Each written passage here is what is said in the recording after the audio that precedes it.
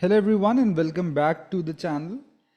This is the Physics Junction by Mohammed Talha, and right now we're looking at the latest paper that we have available to solve at the time of the making of this video.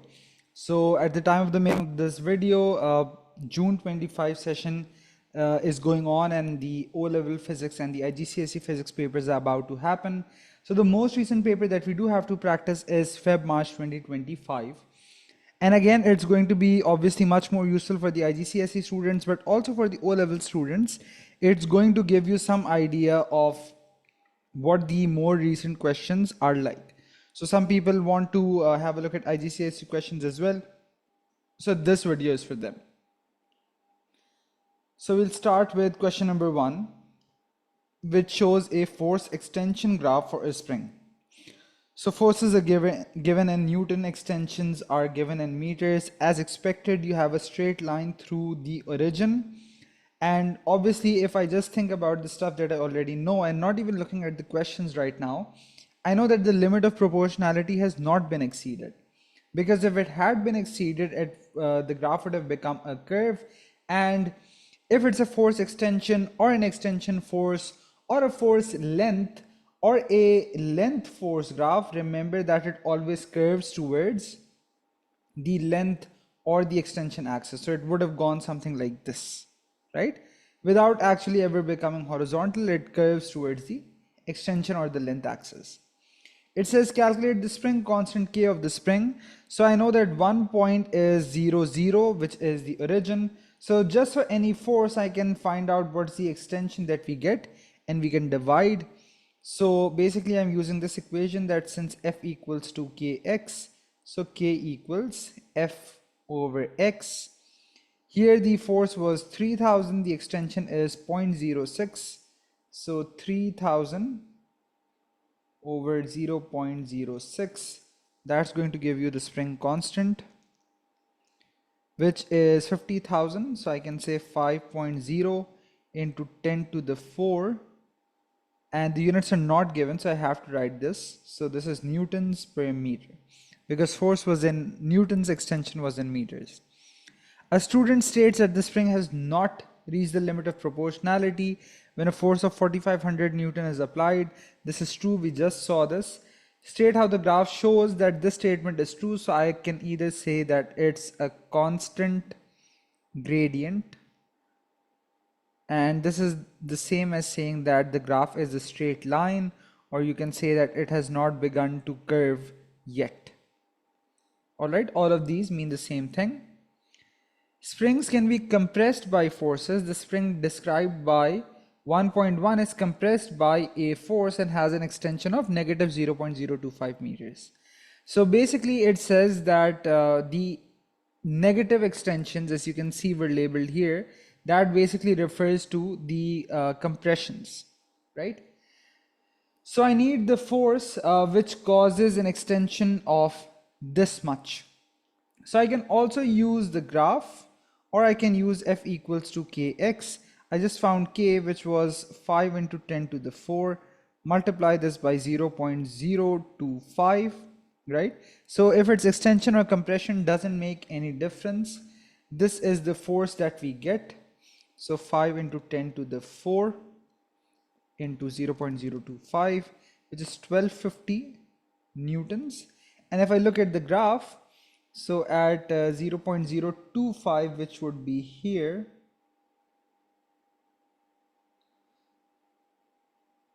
and that's like this. So this, I guess, would also be the same, because this is also 1000, and then this is 2000. So right in the middle here, this is 1500, and in the middle of 1000 and 1500, you have 1250. Again, it's up to you whether you want to give the negative sign or not, because this is a compressive force. So a negative sign of the force just means that this is compressing it, right? And similarly, the positive forces basically mean that that's extending the spring. State whether force is a scalar or a vector quantity. Explain your answer. So we know it's a vector quantity because it needs direction. to be fully defined, right? So not just the magnitude, you need the direction as well.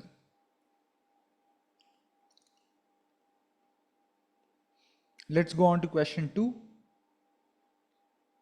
Trolley A and B are on a horizontal frictionless bench. Trolley A moves to the right with a constant velocity u equals to 0.44 meters per second. Trolley B is stationary. 2.1 shows trolley A before it collides with trolley B. State the momentum of trolley B before the collision. Explain your answer. So trolley B was stationary, so the momentum is going to be 0. So momentum is 0. And the reason is also very straightforward, that since momentum is mass times velocity,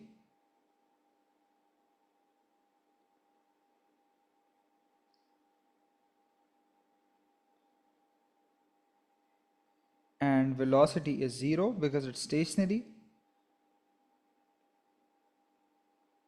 so momentum is also 0. After the collision, the two trolleys are joined together and travel with a constant velocity 0.18 meters per second to the right. Mass of the trolley is 0.75. Find the mass of trolley B. So I'll write here what I have to use, which is total momentum before equals total momentum after the collision. So before the collision, there's no momentum of B, so I just have to basically write down the expression for A. So for A, the mass was given as 0.75 and its speed is 0.44 to the right? So 0.75 times 0.44 equals total momentum after. So afterwards they join together, right? They stick together. So their masses get added up. Let the mass of trolley B be m, and the combined velocity is 0.18. So here on out, it's just a matter of rearranging. So I do 0.75 times 0.44 divide by 0.18. So 0.75 plus m, this turns out to be 11 over 6, which is 1.833. And from this I subtract 0.75. So this is 1.083. So I can say 1.1 or 1.08 also works. This is an IGCSE paper. Units are usually given in O-level physics papers in the more recent ones, but it's not given in IGCSE. So you have to write them. The trolleys move onto a rough surface which exerts a constant force F and brings them to rest in 2.6 seconds. Calculate F. Alright, so I can say that basically, and again for this I can use either F equals to ma as well. I can use F equal to delta P over delta T as well. Let me do this using F equals to ma for no particular reason. So if I find the acceleration here, which is basically the deceleration because this is being brought to rest. So I say that final is 0, initial is of the joined object, so that's 0.18, and this is brought to rest in 2.6 seconds. So 0.18 divided by 2.6, this deceleration is 0.692 meter per second square. I have the masses of the trolleys, so I can just multiply. So the mass would be 0.75 plus this, which was this, so 1.833. So I'm using F equals to ma, 1.833 times 0.0692. Again, some people might ask that why are you not including the negative sign? The answer is I can, and it's something that the examiner doesn't really care about. As long as the idea is clear in your heads that because this is deceleration, so I know that the force must actually act opposite to how the trolleys are moving to bring them to rest. So then if you keep the negative sign here or not, it doesn't make a difference. Again, it just shows the direction. So this times 1.833 turns out to be 0.1269. So I can say 0.13 newtons. A different rough surface exerts a smaller resistor force. State how this affects the time to bring the trolleys to rest. So if you have a smaller force, then as you can see here, it would also produce a smaller deceleration and it would take a longer time to come to rest, right? Smaller deceleration takes more time. So this is what I would say, that takes more time. So time taken increases.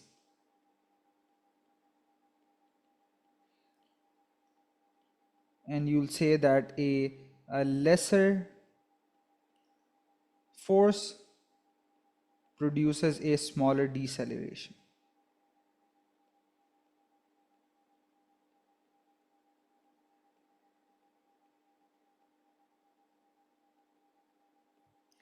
So that's question number 2. Let's go on. Question number 3, 3.1 shows a mains electric heater used to heat a small room. State the region of the EM spec which radiates thermal energy from the heater. The keyword being radiate. So it's talking about radiation. So we know this is infrared. Explain why the shiny metal surface behind the heating elements increases the thermal energy radiated into the room, right? So shiny means this is a good reflector. So basically the heat produced is not absorbed, rather it is reflected into the room, and that basically improves the efficiency. So you'll say that the shiny surface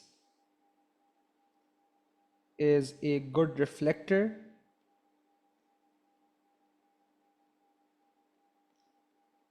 or you can say a poor absorber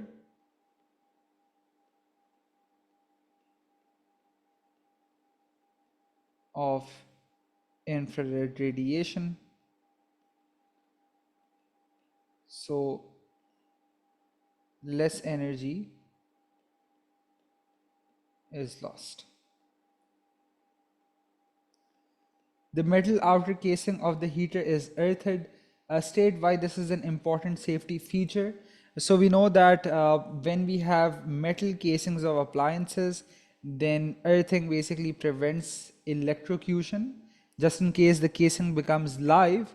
So it prevents electrocution of the user.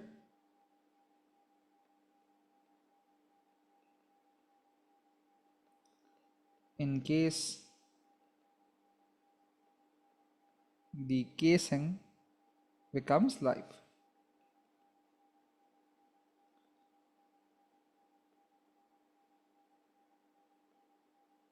Next, so this is the same question. D1 means voltage is given. Two identical heating elements are connected in parallel. Each heating element has a resistance of 89 ohms. Calculate the current in one heating element. So across any of these, you'll have 230 volts because this is in parallel.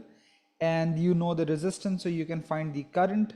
So let's do that. V equals to IR. So I equals to V over R. That's 230 over 89. So 230 over 89, that is 2.58. So I can say 2.6 amperes to 2SF. If the question did ask for the total current, so I know that the total current supplied by the battery. So I know that if there's 2.6 in one branch, if that's what one heater needs, the other one also needs the same. So the battery has to supply twice of that. So twice of this, which is 5.2 amperes. This is what the battery would have to supply. Show that the electric power of the heater is approximately 1200 watts. State any equations you use in words or symbols. So again, we have to use this in this case because we are asked the power of the heater. So I would say that the current supplied by the heater would be 2.6 times 2, which is 5.2 amperes, right? And then if I use P equals to IV, and also again, just a word of caution here, I should be using more SFs here to avoid rounding errors. So let's use 2.584 times 2, just 5.168.5, and then you use IV, so 5.168 and the voltage is 230. So this times 230 is 1188. So to 2SF this is 1200 watts. Heater is 95% efficient at converting electrical work done to thermal energy, right? So this is the electrical work done, the electrical power. So it says 95% of that is converted to thermal energy. Find the thermal energy emitted by the heater in 60 seconds, give your answer to 2SF. All right. So 95% of this is your output basically. This is really your input. So output power is efficiency times input, right? Since efficiency is output over input. So 0.95 times 1188. So this times 0.95. This is the power, which is 1129 watts. You need the energy. So power equals to energy over time, which is 60 seconds. So from here, you just reorganize this. The answer times 60, which turns out to be 6.7759, or you can say 6.8 into 10 to the 4 joules. Let's move on. Question number 4. A train has a max speed of 200 kilometers per hour. It accelerates from rest at a constant acceleration of this much. Define acceleration. So you say acceleration is rate of change of velocity. Show that the max speed of the train is approximately 56 meters per second. So this is kilometers per hour. You have to convert this to meters per second. So let's just write it like this. So this is 200 kilometers. Kilometers means 10 to the 3 meters. And hours, so 1 hour has 60 minutes, has 60 seconds. So each of those minutes have 60 seconds. So 200,000 divided by 3600 turns out to be 55.5, which is approximately 56 meters per second. Calculate the time taken for the train to reach its max speed. So you know it starts from rest. So you know U is 0. This is basically V, and you know acceleration. So you can find time by using this formula. A equals V minus U over T.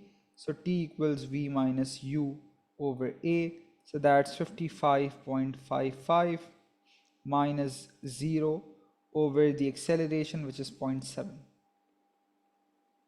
Right? So this divided by 0.7 turns out to be 79.36. So I can say 79, and this would be in seconds. The train has a total mass of 440,000. Calculate the force which causes the acceleration. So F equals to ma. Pretty easy. So 440,000, acceleration was 0.7. So you just multiply 440,000 times 0.7, which is 308,000. So I can say 3.08 or 3.1 into 10 to the 5 newtons. The train travels into a headwind. The force of this headwind opposes the motion of the train. So basically it's like air resistance, right? State and explain the effect of this force on the motion of the train. So now if I think about it, and let me draw a diagram, because this is exactly the idea that also confuses people with terminal velocity, and it's important to understand this. So previously there was this forward force of 3.1 into 10 to the 5 that we just calculated, and now there's also some resistive force, right? Let me call this R for resistive force. Now what would this have, what is the effect of this on the motion of the train? Okay, so would it be deceleration? And the answer is no. If we say that it does travel into a headwind, or as we see with a normal, for example, if I have a car and if I'm taking it to a really high speed, then basically because of the increase in speed, the air resistance keeps increasing. But as long as I'm pushing down on the gas, Is the car going to decelerate? And the answer is no. The correct answer here is that its acceleration is going to decreases. So the acceleration decreases. And what's the reason behind this is, as you can see, that as this goes into the headwind, so you now have this R as well. Previously this was not there and you just had this. So now your resultant force has decreased because this would obviously be subtracted. So the decrease in the resultant force causes a decrease in the acceleration as well. So it's not deceleration. So acceleration decreases because resultant force decreases.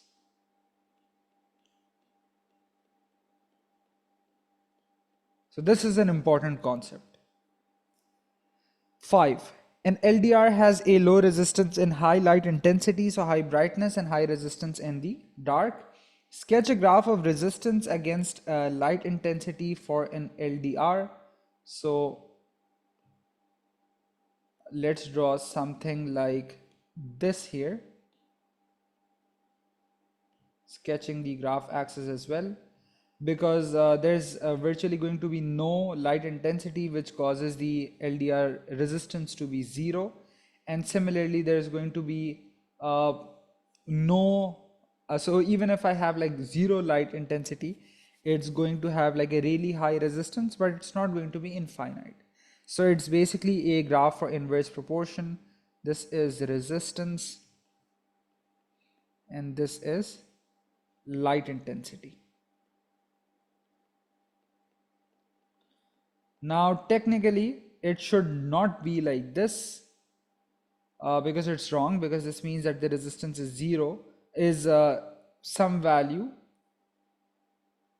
Yeah, so the resistance is some value even when the light intensity is 0, and this means that the light intensity is 0.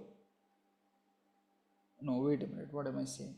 So with some light intensity value, the resistance actually becomes 0. So that's technically not correct. But again, because we don't have the mark scheme in front of us, we don't know what the examiner accepts for this case. 5.1 shows part of the electric circuit used to turn on a light when it is dark. Complete the circuit in 5.1 with the symbol for an LDR. So the symbol for an LDR is of a normal resistor. So normal resistor like this, but you have these arrows pointing in to show that this is light coming in. Explain why the lamp is off in the light and the lamp is on in the dark. Use ideas about potential difference. So when there is light, I know that the resistance of LDR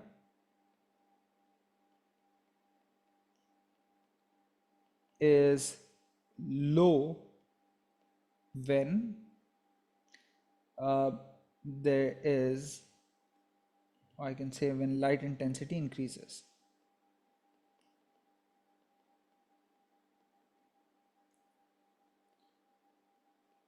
So when the resistance is low, I can say that the resistance of the parallel combination is low.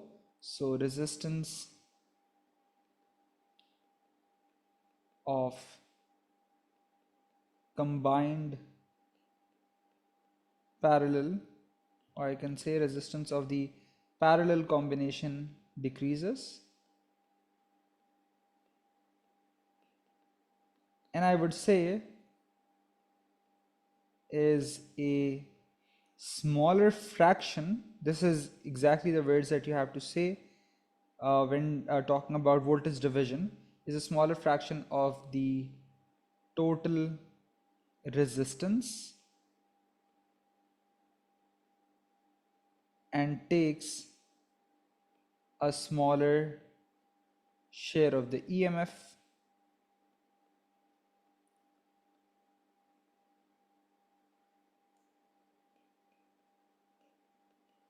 Hence,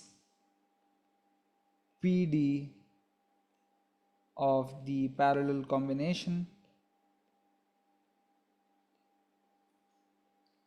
decreases, causing the lamp to be off.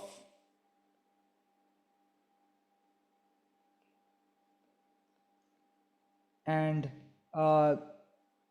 the opposite happens in the dark, right? So everything flips on its head. 6.1 shows an object O which is 5 cm away from the center of a thin converging lens. Focal length L is 3 cm. 6.1 is drawn to full scale. And it says on 6.1 label the principal axis with the letter P, so that's this. On 6.1 place a letter X at a focal point. So focal length is 3 centimeters. So if this is 5 centimeters away, again I don't have a scale, so this is probably where X, the focal point, would be. On 6.1 draw two rays from O to locate the tip of the image produced by the lens. So again I can just make it like this. So one of these is that, so the ray from the top of the object passes through undeviated, and this one, which is like this, uh, is then refracted in such a way that it also passes through X. In my opinion, X is going to be someplace here. So this is what this looks like, right? So again, this is just a rough drawing. So this is where the tip of my image would be. This is the tip of the image. In 6.1, place a tick in the right hand column next to all terms that describe the image in A3. So first of all, this is that case where your object is placed between F and 2F, if you guys see this. Because if this is the 3 cm mark, then this right here would be the 2F or the 6 cm mark. So this is in between that.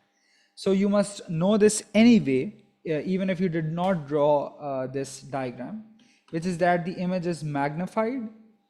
So as you can also see that the image would be bigger here than the object, right? So in this case, I would actually draw it like this. So the image is bigger, the image is inverted, and because it's actually formed from the intersection of rays, this is real. So magnified or enlarged, inverted, and real. The object moves closer to L. The new distance between L and the object is lesser than the focal length of L. So it says that the object now becomes placed into a position like this probably. Now what would happen? So you know that when the object would now become here, this basically becomes the last case, case 6, which is the object between O and F, O being the optical center, this being your focal length.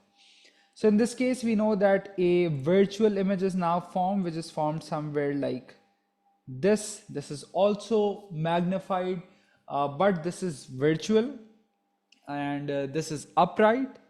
And if you think about viewing it, so you would actually view it from here, right? So I'll talk about these three properties.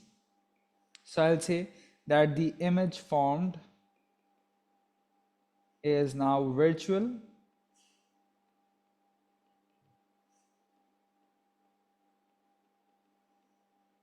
upright, and it's on the same side of the lens as the object.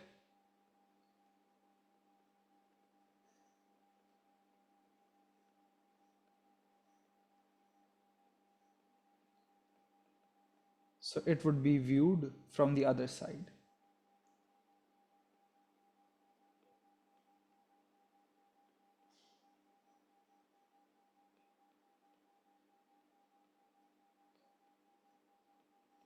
So that's the idea here. Next, 7.1 is a scale drawing of light waves approaching a narrow slit. So 1 centimeters is actually 4 into 10 to the negative 7 meters. These are light waves. So it shows the crests of 3 successive wavefronts. You have a barrier with a narrow slit, and you have to say what's the name of the effect produced by the narrow slit. Just the diagram I think is enough for this. This is diffraction. Use 7.1 to determine the wavelength of light. Give your answer to 3SF. Okay, so in this case, you just have to use this, right? But when you would measure this, again, for good measure, you can probably like measure this distance, right? So it's more accurate here rather than measuring one, and then you use your scale to find out what is this, right? And then you divide this by 2 to get the wavelength, because this is one wavelength, this is another wavelength. So you would divide by 2 like that. On 7.1, draw 3 wavefronts that have passed through the narrow slit. So as you can see here, this and this look almost the same. So this is that case where you'll have max diffraction. So I draw something like this, and then something like this, and then something like this, showing that there is no change in the wavelength of the wave, right? So that's how this would be. Please don't make the mistake of drawing some part through the center as vertical and then like that. That is the drawing you would have if the gap width was much larger than the wavelength, right? Otherwise you'll have like complete circular shapes like this. A foghorn emits a sound of this frequency. A sound is heard by a ship 2.5 kilometers away. Speed of sound is this much. Show that the wavelength of sound is approximately 0.9 meters. So V equals to F lambda. And you need lambda. So lambda is V over F. So V is 330. F is 380. And I'm pretty sure you get this. Calculate the time it takes for the sound to travel to the ship from the foghorn. So it's just one way, so no need to use the echo formula here. So speed equals to distance over time. So time is distance over speed. The distance is 2.5 kilometers, which is 2500 meters. Speed is 330. So you divide this, 2500 divided by 330, it's 7.57. So I can say 7.6 seconds. 8.1 shows a metal rod suspended in the magnetic field produced by a pair of permanent magnets. The metal rod is connected to a cell and there is a current in the metal rod. State the direction of force on the metal rod due to the current. Explain your answer. So this is basically the motor effect, because you have to find the direction of the force, for which we'll use Fleming's left hand rule. The first finger to start off with is always the field. That makes things very simple. So your index finger, your first finger of your left hand, is going to point in this way. And then the current, as you can see, this is positive, this is negative. So current flows like this into this. So it actually goes like this. So current is basically into the page. And what you'll see then is that your thumb points downwards. This is the direction of the force. So direction of force is downwards. You then have to explain this. And obviously you'll have to refer to Fleming's left hand rule. So you'll say that the field lines, or you can just say that the field is from left to right. It's from left to right. Current is into the page.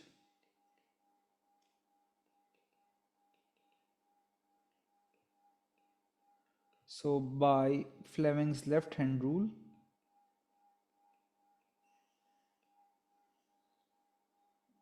the force on the conductor is downwards.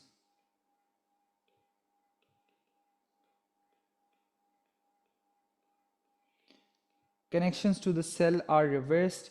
State how this change affects the force on the metal. So just reversing the cells causes the current to reverse. So the direction of the force reverses. So if previously it was downwards, now it's going to be upwards. Two magnets and a cell are used to make a simple electric motor as shown in 8.2. Describe the functions of part J, K, L and M. So J is basically your carbon brush. So this ensures a continuous supply of current to the coil.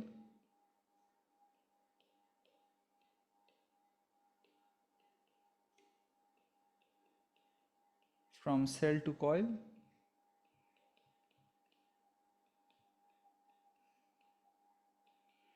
K is the coil, so current flows in the coil.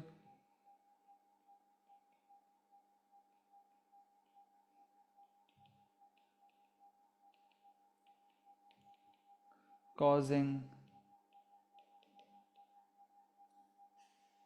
a turning effect.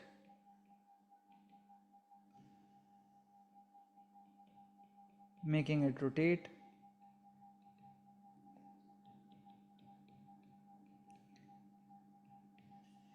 L is okay, so this is the axis on which the coil is mounted, so it's going to rotate about this axis. So the coil rotates about this axis, and M we know are called split ring commutators, or just split rings also work. Reverse, so that's the name, what's the use. So they reverse the direction of current in the coil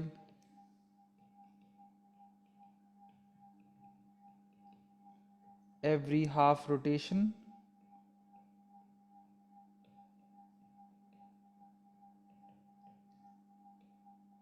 To keep it turning in the same direction.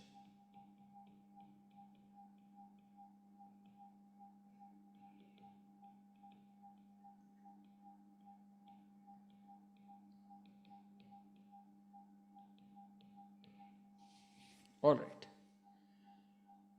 Let's go on. Strontium-90 is a radioactive isotope of strontium. The nuclide notation for that is given. Explain what isotopes are. So atoms of the same element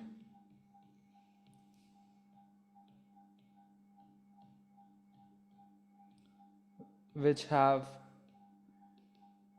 different number of neutrons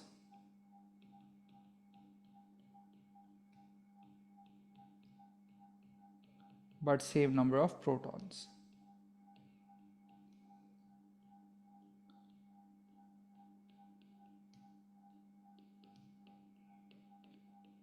Then you have this table that you need to fill out. So particles, number in one atom, and the location.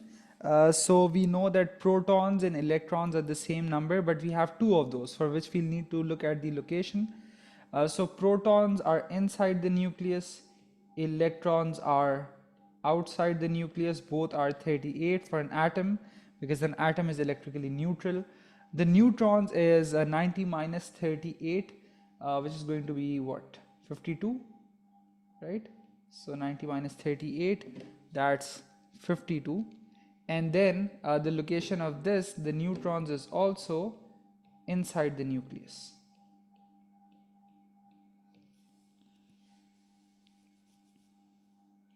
Strontium-90 is used to measure the thickness of metal sheets in industry. Strontium-90 decays by emitting beta particles which pass through a metal sheet to a detector. One metal sheet is 0.75 millimeter thick. Suggests why strontium-90 is a suitable radioactive source to measure the thickness of the metal sheets. So because this is beta and we are using 0.75 mm, so we know this is not sufficient thickness to actually block all of the beta, right? So it's going to block some beta and it's also going to let some of it through. So that is actually what makes it suitable, because the one that goes through is the one which would be detected on your rate meter or on your GM tube, right? And by playing around with that, by how much radiation you get, you can achieve, or you can measure some thickness of the metal plates. So you'll say that some radiation is blocked while other passes through.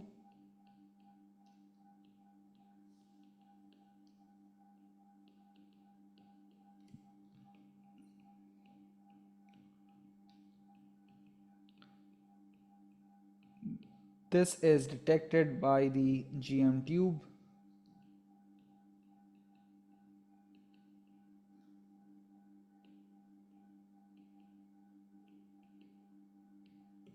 And by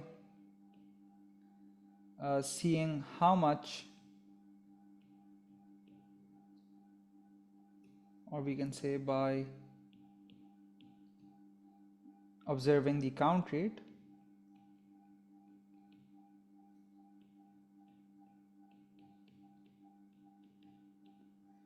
the thickness can be measured.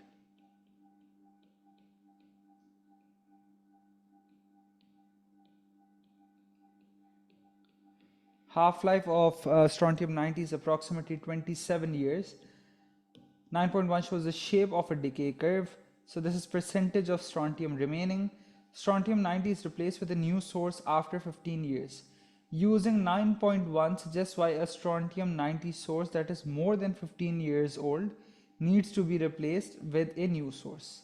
So what are we even using strontium for in this case? It's not given, right? So it's for measuring the thickness of metal sheets in the industry, right? So why do you need to replace it every 15 years, right? So you can see that if we talk about 15 years, so we can see that the percentage which remains is like maybe like 65%, right? So this is the percentage that remains. So we know that if less percentage remains, it would also be decaying slower. And when it's going to be decaying slower, if we think about the application that we just described here, the count rate would also actually be less. So then it may be difficult to actually measure the thickness. So this is what I'll talk about. So I'll say that the lesser the percentage of strontium, so the lesser the strontium remaining,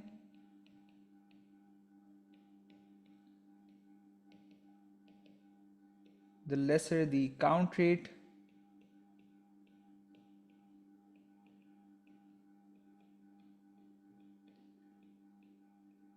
or you can say the lesser the activity. So it might be difficult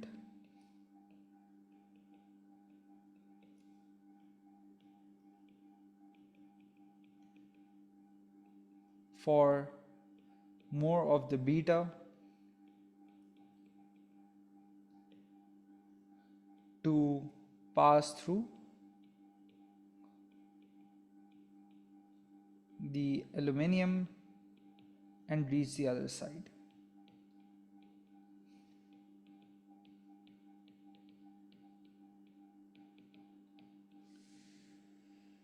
Next, 10.1 shows the path of the Earth as it orbits the Sun. X is a position on the Earth where scientists observe the apparent motion of the Sun throughout the year.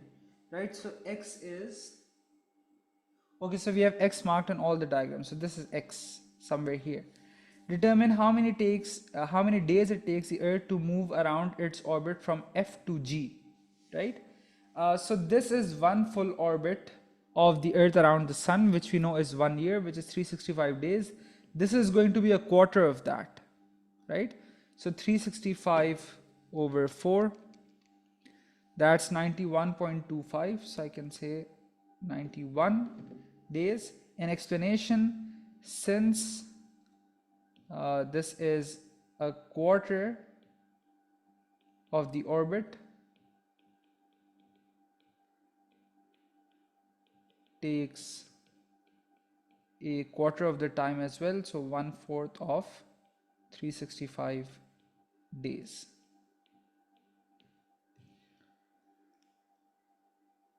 Ten point one shows 4 positions E, F, G and H of the Earth in its orbit of the Sun. identify the position of the earth when it is summer at X and versus when it is winter at X. So again, this is IGCSE only content regarding how seasons come about. So first of all, what we see here is this, that these points X which are marked, they're on the northern hemisphere, right? The end which is closer to the North Pole, and this is basically your equator, right? Which is also marked here. So we can see that at this point in this orientation, it tilts the most towards the sun, and at this point it's tilting the least towards the sun. So it says identify the position of the earth when it's summer at X. So that's going to be when it's tilted the most towards the sun, which is F. And then similarly, when it's tilted least towards the sun, that's going to be winter. So that's X, sorry, not X, H, the rightmost position, right across. And then something like this would be spring. So this is spring, and then this is summer, and then this is winter, and then this is autumn, right? This is again IGCSE only content. Now let's talk about this, which is again content that's general to both O levels and IGCSE. Orbital speed of Earth around the sun is approximately this much. Calculate the average radius of the Earth's orbit. So if I know the orbital speed, so this is the formula, 2 pi r over t. I need r, so that's v t over 2 pi. So speed is given as 3 into 10 to the 4.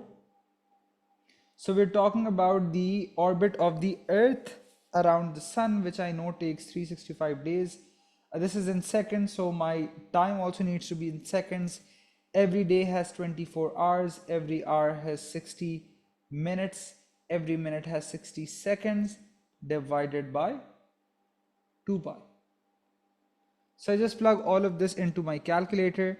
3 into 10 to the 4 into 365 into 365 into 24 into 3600 over 2 pi, which turns out to be 1.5 into 10 to the 11 meters.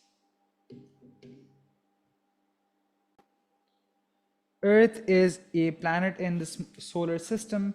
State one other type of naturally occurring object that is present in the solar system. So asteroids, or you can say that moons are also naturally occurring objects in the solar system, or you can say dwarf planets or minor planets.